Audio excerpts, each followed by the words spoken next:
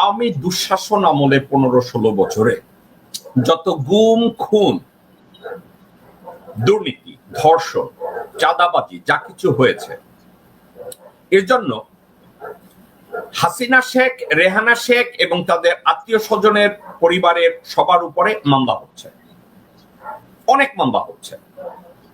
তাইলে এখন আমার কথা হচ্ছে গত 11 মাসে বিএনপি এবং তাদের ছাত্র দল যুব দল এবং অন্যান্য সংগঠন শ্রমিক দল সবাই মিলে প্রায় 100 খানেক লোককে ইতিমধ্যে খুন করে ফেলেছে। তারা চাঁদাবাজি করছে, তারা দেয়াল ভাঙ্গা দিতেছে, টেন্ডারবাজি করতেছে, বাসে আগুন লাগাই দিতেছে, বাড়িতে আগুন লাগাই দিতেছে ক্ষমতা গ্রহণ করার আগে।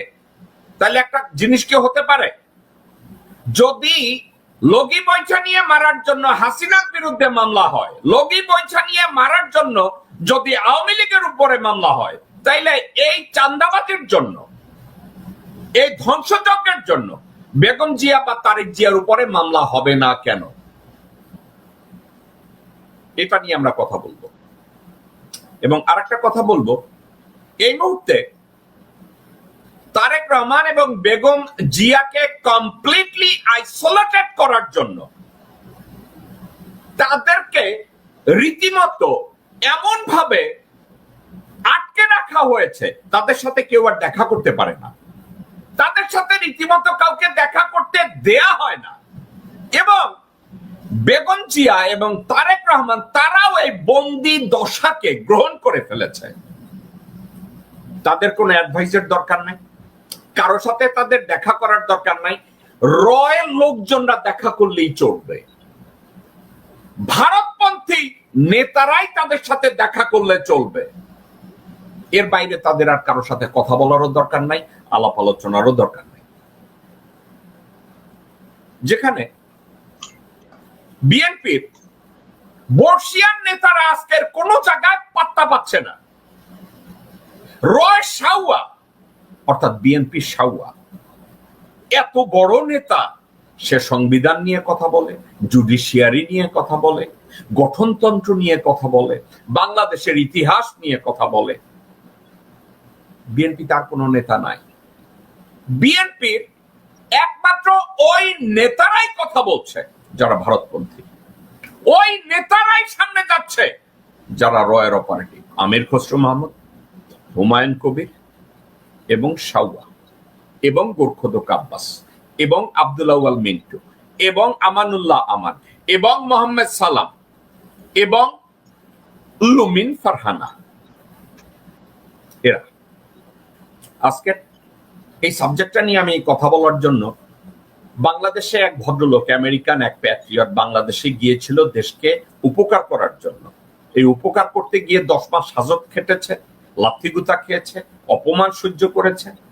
তাকে আমি ডেকেছি, কারণ তার সাথে সালাউদ্দিন ব্যক্তিগতভাবে কথা বলেছে, আমির খসরু মাহমুদ তার সাথে ব্যক্তিগতভাবে কথা বলেছে, মির্জা ফখরুল কথা বলেছে, আমির খসরু তার সাথে কথা বলেছে, রুহুল কবির রিজভী কথা বলেছে, হুমায়ুন কবির কথা বলেছে, মাহাদি আমিন কথা বলেছে, শিমুল বিশ্বাস কথা বলেছে, সালাউদ্দিন কথা বলেছে।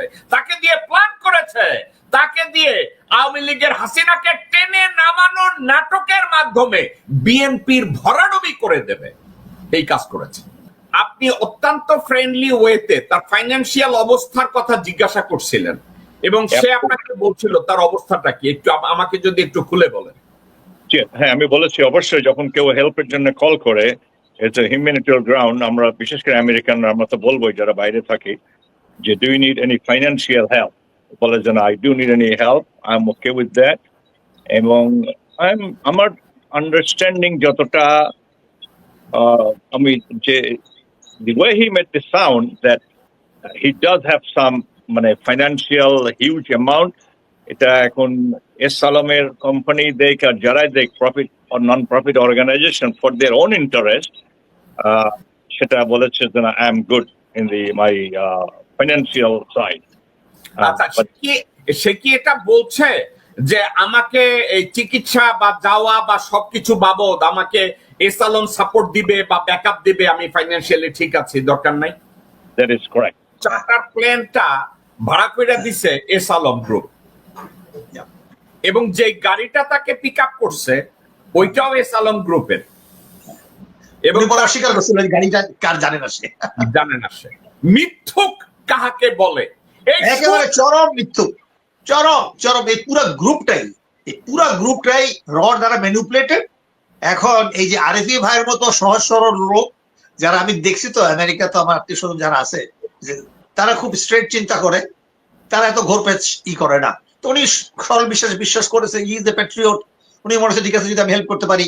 তো এই যে প্লটটা, এই প্লটটার সাথে আমাদের বেগম খালেদা জিয়া এবং তারেক রহমান, আজকে যারা বিএনপির সমস্ত কর্ম, তারা কি এগুলো এতদিন পরেও কিছু বুঝে না? আপনি যেটা বলছেন তারা জিম্মি হয়ে আছে কিংবা গ্রেপ্তার হয়েছে, নাকি তারা সাইলেন্টলি বেনিফিশিয়ারি? আমি এই বিষয়ে পরে কথা বলবো যদি আমার সুযোগ থাকে।